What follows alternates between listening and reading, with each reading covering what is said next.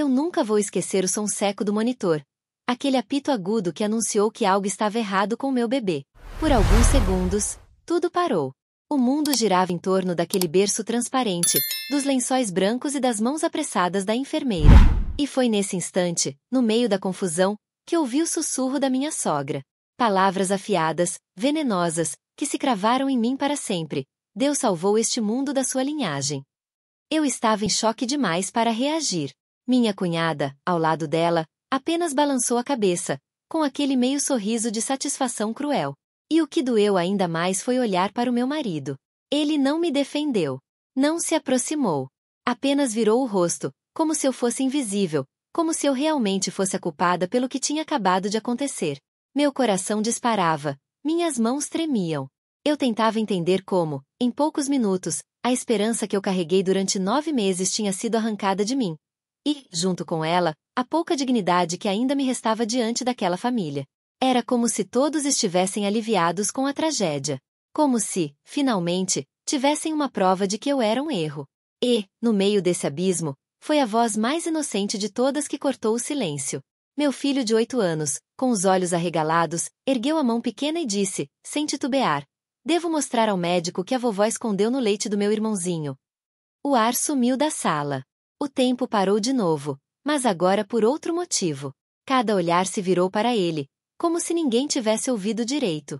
Uma criança, com toda a pureza, tinha revelado o segredo que os adultos queriam manter escondido. Eu sentia as pernas fraquejarem. A frase ecoava dentro de mim, repetida em câmera lenta. O que meu filho estava dizendo? O que ele tinha visto? Será que eu, cega pela dor, deixei passar sinais de que algo terrível estava acontecendo diante dos meus olhos? A enfermeira congelou, as mãos paradas no ar. Alguns convidados, que até então cochichavam entre si, prenderam a respiração. E minha sogra, o rosto dela perdeu a cor por um instante, como se o corpo inteiro tivesse sido traído pela verdade dita pela boca de uma criança. A inocência do meu filho expôs o que ninguém teria coragem de pronunciar. E naquele momento, eu soube que nada seria igual. A dor do luto que começava a me consumir se misturava com uma centelha de dúvida, uma fagulha que queimava dentro de mim. Meu bebê realmente tinha partido, ou alguém tinha decidido o destino dele? Meu peito ardia, mas eu não consegui chorar. Era como se até as lágrimas tivessem se recusado a cair, guardando força para o que ainda estava por vir. Porque dentro de mim, apesar da dor esmagadora, uma pergunta crescia com fúria. O que minha sogra escondeu no leite do meu filho? E é aqui que eu preciso te contar toda a verdade. Não apenas sobre o que aconteceu naquele hospital, mas sobre tudo o que levou até aquele dia. Porque, às vezes, a traição não começa no instante em que explode diante de todos. Ela é tecida em silêncio, a ponto, desde muito antes. E se você já foi julgado, humilhado ou silenciado por aqueles que deveriam te proteger, vai entender cada detalhe do que eu vou revelar. Desde o início, eu sabia que entrar naquela família não seria fácil. Havia um muro invisível, mas muito real, que me separava deles. A primeira vez que percebi isso foi no jantar em que anunciei a gravidez do meu primogênito.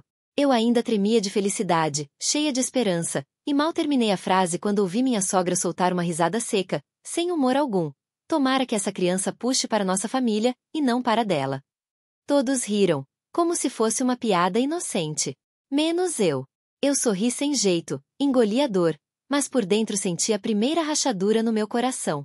Com o tempo, essas rachaduras foram se multiplicando.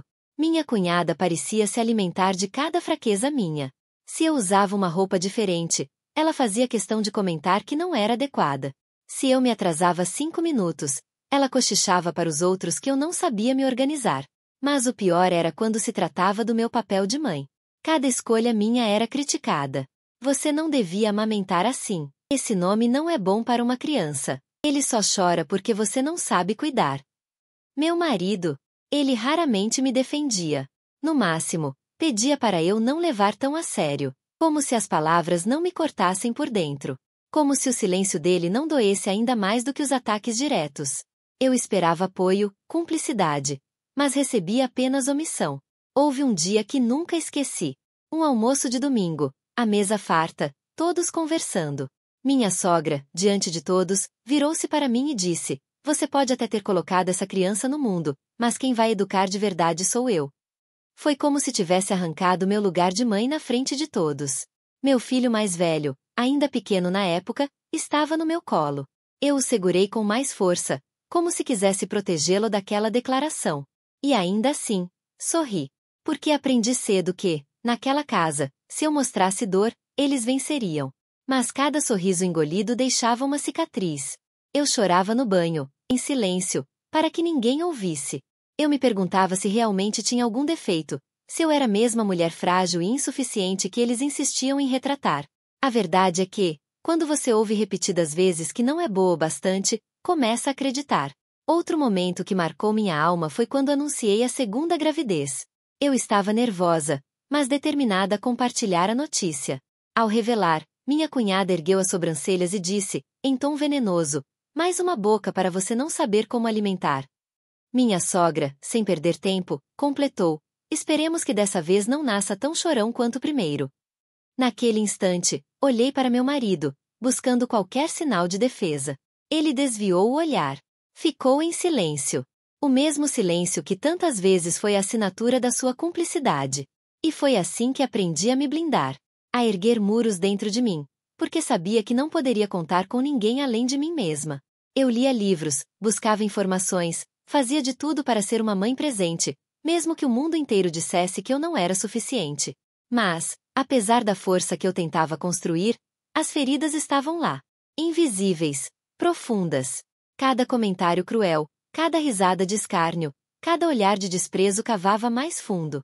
Eu estava sendo lentamente minada, não apenas como nora, mas como mulher, como esposa, como mãe. E agora, olhando para trás, tudo faz sentido. Aquela cena no hospital, a frieza, o sussurro venenoso, a cumplicidade no olhar da minha cunhada, o silêncio covarde do meu marido, não nasceram do nada. Foram anos sendo preparados, alimentados por pequenas violências que, no fim, culminaram naquele momento. Eles nunca me aceitaram. Nunca me viram como parte da família. Para eles, eu era apenas uma intrusa, uma ameaça ao controle que tanto prezavam. Mas o que eles não sabiam é que, mesmo ferida, eu estava prestes a descobrir uma verdade ainda mais cruel. E que essa verdade iria mudar para sempre o destino de todos nós. A terceira gravidez chegou como um sopro de esperança. Depois de tantos anos de feridas e silêncios, eu acreditava que talvez, desta vez, tudo pudesse ser diferente. Quando vi as 2 linhas no teste, meu coração disparou. Fechei os olhos e imaginei um bebê que poderia unir a família, dissolver rancores, curar as mágoas. Eu queria acreditar que a vida nos dava uma nova chance. Mas logo percebi que a esperança morava apenas dentro de mim. Fora dela, só havia gelo. Quando contei a notícia, meu marido limitou-se a um aceno sem entusiasmo. Minha sogra, com a mesma frieza de sempre, disse baixinho, mas audível o suficiente para me atravessar. Essa criança não deveria nascer. Minha cunhada sorriu de canto, como quem saboreia o veneno. Desde aquele dia, cada movimento dentro de mim vinha acompanhado de 2 sensações opostas. A alegria de sentir meu bebê crescer e o peso sufocante da hostilidade em volta. Era como se cada chute fosse uma luz tentando atravessar uma escuridão densa. A gestação, por si só, não foi fácil. Passei por enjoos intensos, quedas de pressão, noites insones. O médico dizia que era normal, que tudo ficaria bem, que o bebê estava forte. E eu me agarrava a cada palavra dele como quem se agarra a uma tábua no meio de um naufrágio. Porque, em casa, não havia voz que me confortasse. Apenas silêncios carregados, olhares cortantes, frases jogadas ao vento como adagas. Lembro-me de um dia específico, quando, exausta, precisei me deitar cedo. Minha cunhada bateu à porta do quarto e, antes de sair, murmurou: "Tomara que você não acorde amanhã. Seria um favor para todos nós." Eu tremi dos pés à cabeça. Coloquei as mãos sobre a barriga, como se pudesse criar um escudo invisível em torno do meu filho. E chorei em silêncio, porque aprendi que o meu choro era combustível para eles. Enquanto isso, eu fazia meus preparativos quase em segredo. O enxoval, escolhido por peça com carinho, escondia-se em sacolas para não despertar comentários cruéis. No hospital, cada consulta era um momento de alívio. Ali, pelo menos, os médicos me tratavam com humanidade. Ouvir o coração do bebê batendo forte era como ouvir um hino de resistência. A vida pulsando apesar de tudo. Ainda assim, a sombra das palavras da minha sogra me perseguia. Essa criança não deveria nascer. Eu tentava afastá-la, mas ela ecoava todas as noites. E no fundo, havia um medo silencioso que me consumia. E se, de alguma forma, eles estivessem certos? E se eu não fosse capaz de proteger o meu filho? No último mês de gestação, as tensões se intensificaram. Eu já caminhava devagar, sentia dores constantes, e a cada visita deles, minha fragilidade parecia ser alvo de escárnio. Certa vez, ouvi meu marido e minha sogra conversando baixinho na cozinha. Não consegui captar tudo, mas ouvi claramente a frase dela: "Logo esse problema vai se resolver." Quando entrei no cômodo, os dois se calaram. Ele fingiu arrumar uma gaveta, ela apenas sorriu. Foi nesse clima de medo e silêncio que fui para a maternidade. O contraste era brutal. Os corredores claros, o cheiro de asepsia, as vozes firmes dos médicos que diziam: "Você está segura. Vai dar tudo certo." Eu queria acreditar neles. Queria acreditar que, naquele espaço estéril e iluminado, o ódio não teria vez. Mas dentro de mim havia algo que não me deixava em paz. Uma intuição, um aviso mudo que crescia a cada dia. Como se meu corpo soubesse que aquela luz, por mais intensa que fosse, não seria suficiente para afastar as sombras que me cercavam. Na noite anterior ao parto, acariciei minha barriga e sussurrei: "Fica firme, meu amor. Quando você nascer, tudo vai mudar. Eles vão ver que você é um presente, não um fardo. E juntos, vamos sobreviver." Eu queria tanto acreditar nisso. Mal sabia que aquele nascimento não seria apenas a chegada de uma nova vida, mas também o início da revelação mais cruel da minha existência. O trabalho de parto foi uma mistura de dor, foco e uma curiosa alegria atônita. Quando, enfim, ouvi o primeiro choro, senti como se o mundo inteiro tivesse voltado a respirar no mesmo compasso que aquele pequeno peito. A enfermeira o envolveu num cobertorzinho e, por um segundo que durou uma eternidade, pude olhar para o rosto dele. Um narizinho perfeito, a pele enrugada, os dedos já buscando meu peito. "Olá, meu amor", sussurrei, e alguma coisa dentro de mim se reparou, como se o nascimento costurasse uma parte rasgada. Lucas ganhou aquele primeiro olhar com uma ternura que eu guardarei para sempre. Ele segurou minha mão e, pela primeira vez em muitos meses, parecia realmente presente, não apenas por cortesia, mas com um respeito e um amor que me arrancaram lágrimas. Os papéis do hospital foram assinados, os parabéns chegaram tímidos, e pela primeira vez senti que poderia existir um começo diferente para nós. E então eles chegaram, minha sogra, com aquele olhar calculado, minha cunhada, com um sorriso que nunca alcançava os olhos, e o resto da família que, por educação, veio saudar o novo membro. Logo no primeiro cumprimento, percebi o tom, formal, medido, como quem toca uma relíquia e teme que algo se quebre ao menor carinho. Minha sogra estendeu a mão, mas não para pegar o bebê no colo. Foi apenas um cumprimento seco. "Parabéns", disse ela, com uma voz que soava como papel amassado. Minha cunhada olhou e sorriu com uma expressão que, no fundo, dizia outra coisa: julgamento. A primeira hora foi mágica e tensa ao mesmo tempo. Segurei meu filho no peito, sentindo o calor dele, ouvindo seus pequenos soluços. Mas, entre um suspiro e outro, notei pequenos sinais que me fizeram franzir a testa. A mãe de Lucas ficando mais distante, a cunhada com o olhar preso no carrinho de enfermaria, como se observasse algo além do bebê. Eu achei que era só paranoia. Após tudo que passará, era natural ficar em alerta, e repousei minha cabeça, exausta, na almofada. À noite, quando o hospital ficou mais silencioso e as luzes foram amainadas, a família se dispersou para descansar. Minha sogra insistiu em ficar por perto, usando qualquer pretexto para permanecer na sala vizinha. Ela dizia que queria ajudar, mas seu jeito de vigiar me lembrava uma guarda que checa cercas, não um familiar que acolhe. Lucas se ausentou por alguns minutos para atender ligações do trabalho. Quando voltou, trouxe no rosto uma expressão cansada e um aceno distante que eu não conseguiria decifrar. Ao longo das primeiras horas, a rotina do hospital se impôs. Enfermeiras vigiando, rodízio de plantão, trocas de fralda e cuidado com o cordão. Mas havia pequenos detalhes que começaram a formar um padrão incômodo. Notei, pela primeira vez, que minha sogra parecia interessada naqueles pequenos carrinhos de metal que ficam ao lado dos leitos, o carrinho dos suprimentos de enfermagem. Vez ou outra ela se aproximava, como quem passa sem querer, e mirava o conteúdo com um olhar curioso demais. Minha cunhada, por sua vez, parecia observar as rotinas, anotando algo que ninguém via, ou fingindo anotar. Em uma das rondas, vi a enfermeira empurrando o carrinho próximo ao berço. Os detalhes eram banais: soro, gases, frascos etiquetados. Mas algo no gesto da minha sogra fez meu estômago apertar. Ela se inclinou e, com uma mão que tremia muito pouco, mexeu num pacote pequeno ali dentro. Quando a enfermeira se virou, ela sorriu e retirou a mão como quem não tocou nada. Aquilo ficou na minha cabeça como uma mosca que não se vai. Houve ainda conversas murmuradas entre minha cunhada e minha sogra perto da janela.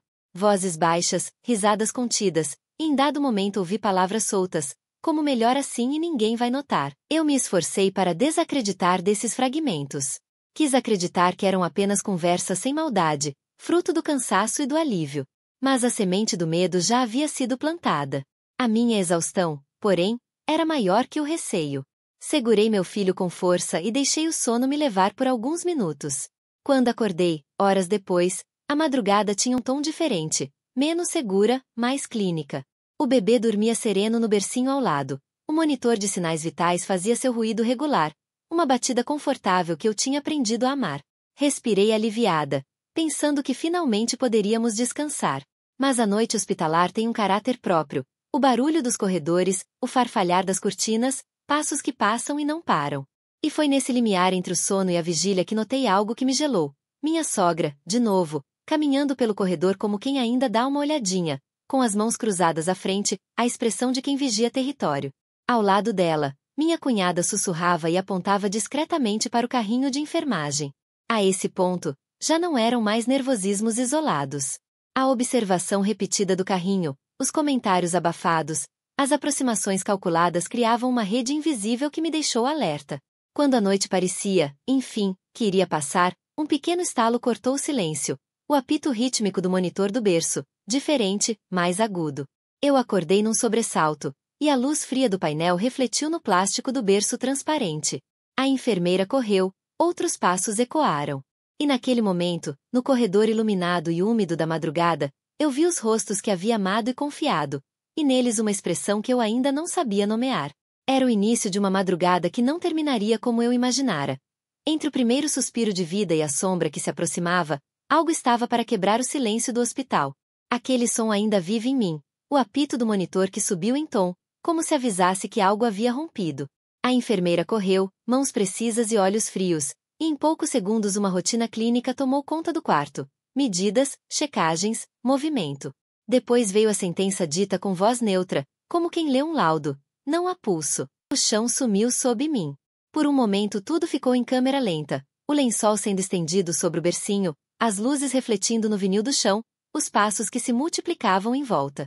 E então, como se o silêncio fosse um palco para a crueldade, ouvi a minha sogra.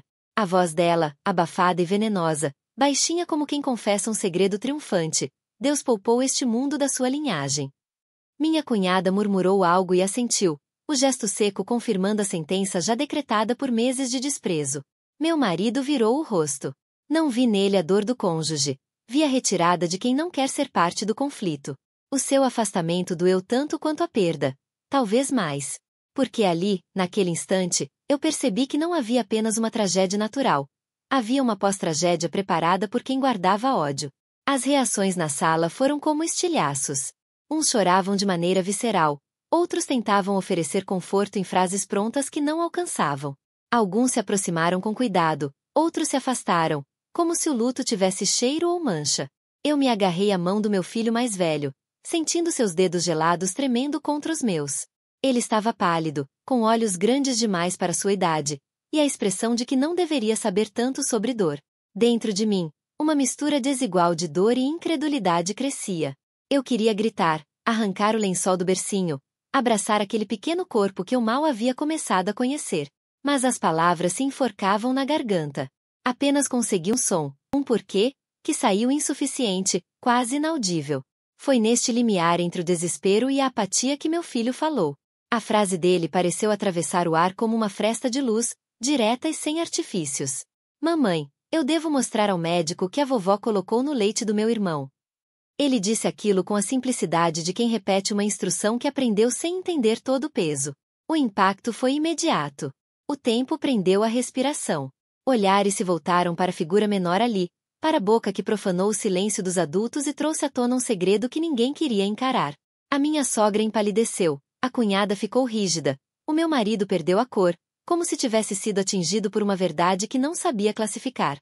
Houve um segundo de estupefação, em que ninguém sabia se devia agir, se devia acalmar, se devia negar.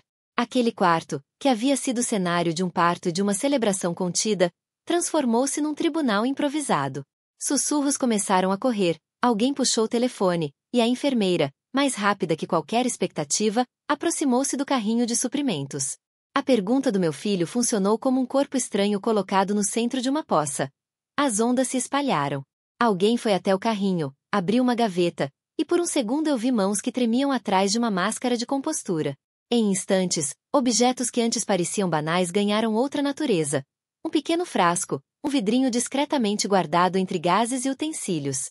Naquele momento, a dor do luto se misturou com um fio inesperado de esperança. Se havia realmente algo escondido, se a mão de alguém havia interferido, então a verdade poderia vir à tona. Eu me mantive ereta, o corpo dolorido, mas o olhar firme. A perda ainda ardia, a ferida aberta latejava, mas havia agora um fio de sentido. Talvez aquele silêncio não precisasse ser definitivo. Talvez, graças à boca de uma criança, alguém finalmente pudesse dizer a verdade. E com ela, quem sabe, vir a justiça quando meu menino falou. Foi como se uma bomba silenciosa tivesse explodido no quarto. A frase saiu com a calma brutal de quem repete algo que observou. Quer que eu mostre ao médico que a vovó colocou no leite do meu irmãozinho? Os segundos que se seguiram pareceram curtos demais para abarcar tudo. Olhares que se cruzavam, a enfermeira que congelou com a mão sobre o monitor, a respiração coletiva que vacilou como se o ar tivesse furado.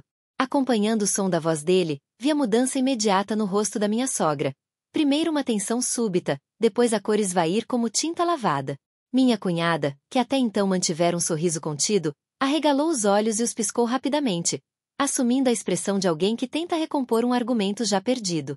Meu marido, que havia se recolhido em silêncio, foi atingido por uma confusão evidente. Lembranças rápidas passaram por sua face, e pude notar o pavor que, por um breve momento, substituiu a inércia.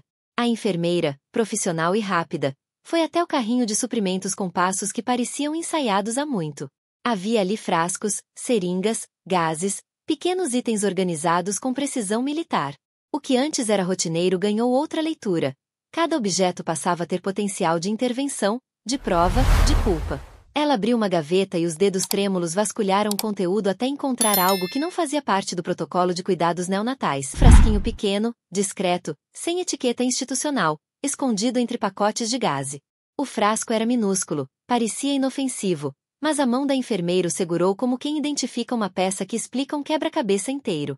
O som do vidrinho tilintando havia mal começado quando ele foi exibido como evidência, e a sala estourou em ruídos. Um visitante deixou o copo cair.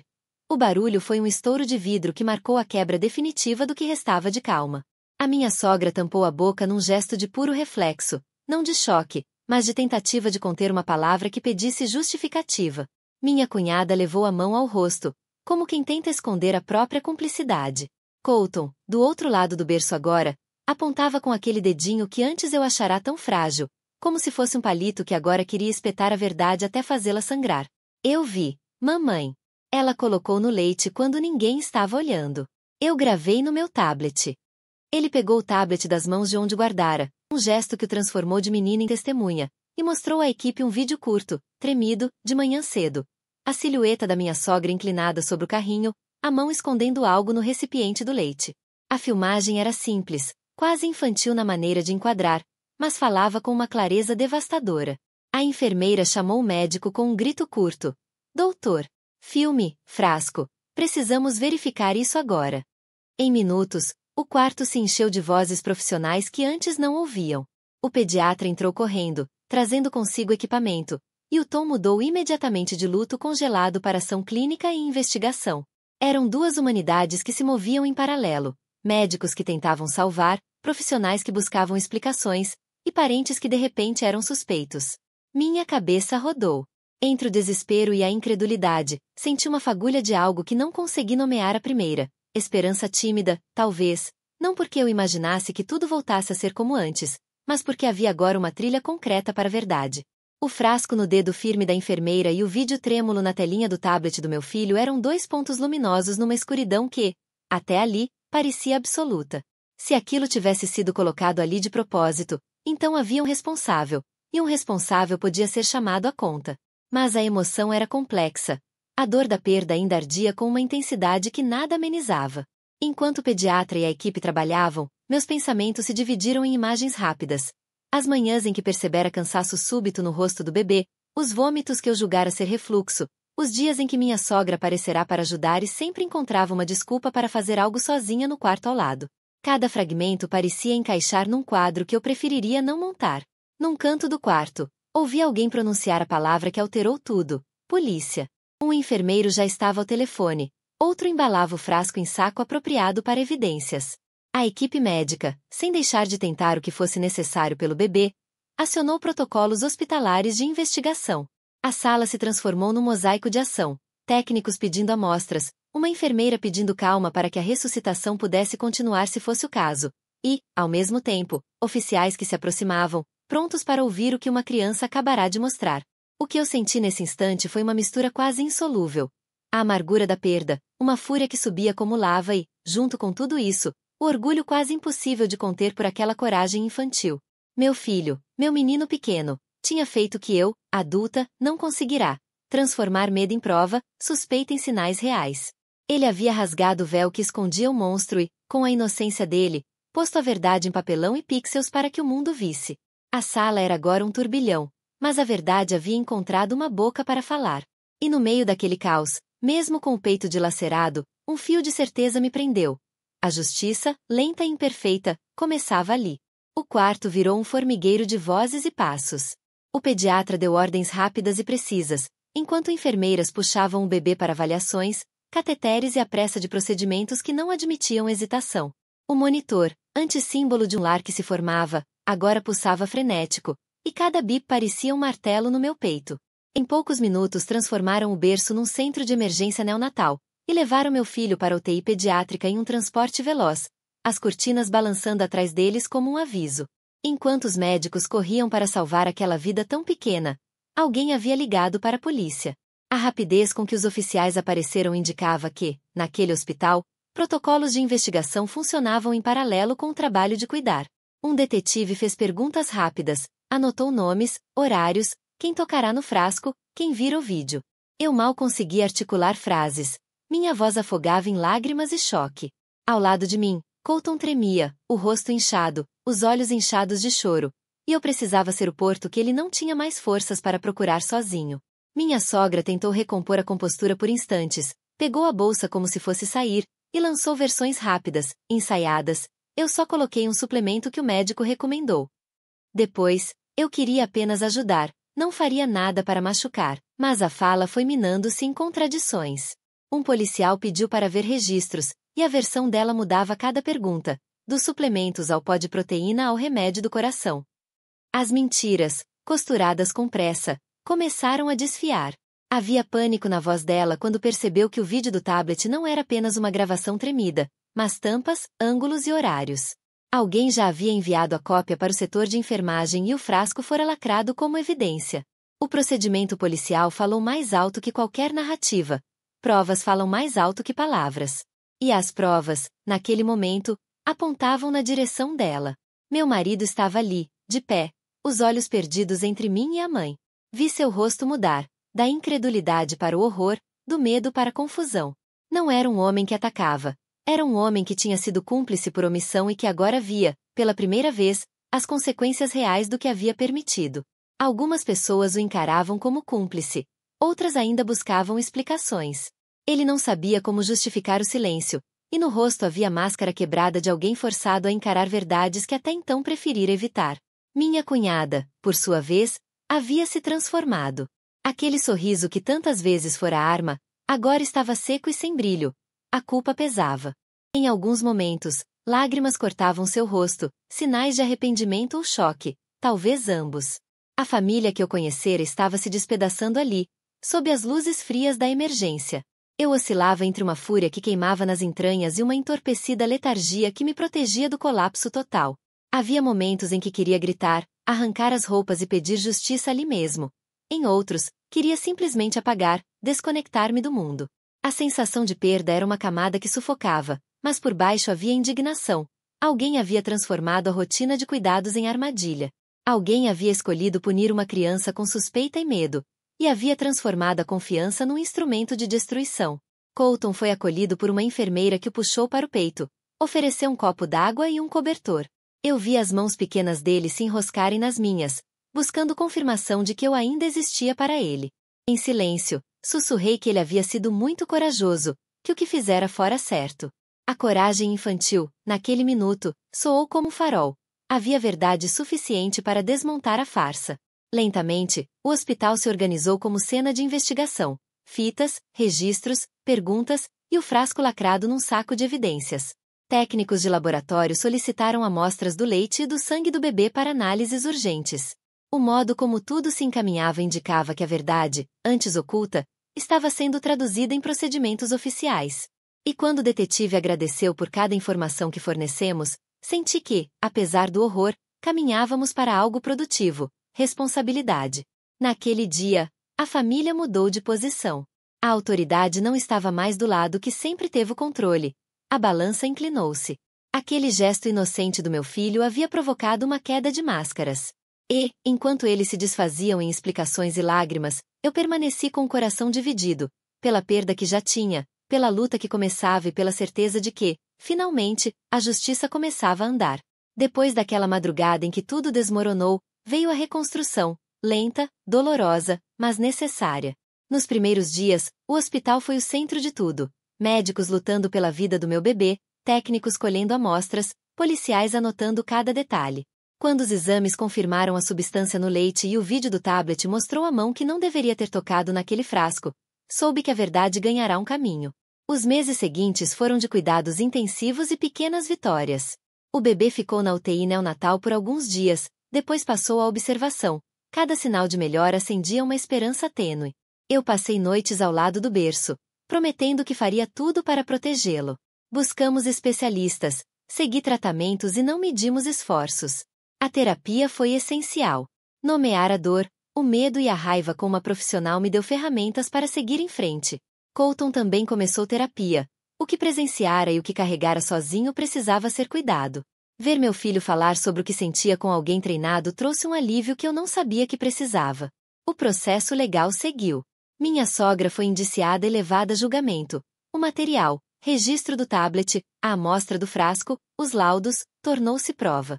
O julgamento foi difícil, mas ver a justiça reconhecer o crime ajudou a restaurar alguma ordem. A condenação não apagou a dor, mas trouxe responsabilização. A acusada foi punida, e isso nos deu uma de tranquilidade para reconstruir a vida sem o medo constante. Tomamos decisões práticas. Mudamos de casa, cortamos contatos, estabelecemos limites. Romper relações foi doloroso, porém necessário para proteger nossos filhos. Aprendi que preservar segurança emocional é um ato de amor, não de egoísmo. O silêncio cúmplice de quem antes era família não merecia espaço. A maternidade ganhou novos contornos. Escolhi reduzir a carga de trabalho para estar mais presente. Criei rotinas que traziam previsibilidade e transformei pequenos rituais em alívio. Manhãs de panqueca, passeios no parque, jogos de blocos. Cada sorriso do bebê, cada palavra nova do Colton, foram certezas de que era possível reerguer-se. A coragem do meu filho permaneceu como farol. Nunca o glorifiquei. Ensinei-lhe que coragem é agir, mesmo com medo. Ele recebeu apoio profissional e muito carinho. Transformou um momento aterrador em lição sobre verdade e responsabilidade.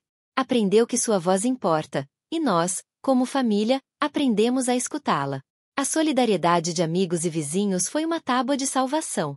Recebemos refeições, visitas e palavras que consolavam. Aprendi que aceitar ajuda não diminui minha força, fortalece. A comunidade nos ajudou a sair do isolamento e a retomar a rotina. O processo de cura teve passos práticos, consultas regulares de desenvolvimento para o bebê, grupos de apoio para pais, e atividades que permitiram ao Colton reencontrar a leveza de ser criança. Eu me matriculei em cursos rápidos sobre cuidado infantil e primeiros socorros para recuperar confiança nas minhas escolhas. Em reuniões escolares, passei a falar com firmeza, defendendo limites e segurança. No tribunal, o vídeo, o frasco e os laudos foram decisivos. Perícias confirmaram a presença da substância, e testemunhos reconstruíram a cronologia dos fatos. A condenação não devolveu o tempo perdido, mas trouxe responsabilização. A acusada foi sentenciada, e isso nos deu uma margem de tranquilidade para reconstruir a vida sem o medo constante do repeteco. A dor foi canalizada em propósito. Criei encontros com mães na comunidade, Participei de rodas sobre proteção infantil e dei palestras simples sobre como identificar sinais de perigo. Compartilhar minha história transformou o isolamento em rede, e outras mulheres vieram contar suas experiências, reforçando que a união faz a diferença. A reconstrução foi cotidiana. Cada terapia, cada manhã de parque, cada risada do bebê foi um ponto costurado no tecido de uma vida que precisava se recompor. Hoje, quando penso no caminho que percorremos, percebo que viver é recompor. As marcas permanecem, mas não nos definem. Hoje, meu bebê está saudável, cheio de vida, e cada conquista é celebrada com um misto de gratidão e vigilância. Colton segue sendo nosso pequeno guardião e nossa inspiração. A família que restou se reorganizou em torno do cuidado e da verdade. Criamos um lar onde a segurança e a verdade são valores inegociáveis. Se quero deixar uma mensagem clara para quem assiste é esta: confie no que observa. Se algo parece errado, peça ajuda. Documente, procure profissionais, fale com alguém de confiança. Crianças observam mais do que pensamos. Não subestime o poder da voz infantil. E, se você passou por algo parecido, saiba que procurar apoio e ação não é fraqueza, é coragem. Compartilhe nos comentários em que a verdade veio de quem você menos esperava. Sua história pode dar coragem a outra pessoa. Se esta narrativa tocou você, inscreva-se no canal para ouvir mais histórias de superação, coragem e reconstrução. Agradeço todos os dias por essa segunda chance e por cada pequeno recomeço, com gratidão. Meu filho não só salvou o irmão, salvou a mim também. Sou grata a essa voz todos os dias.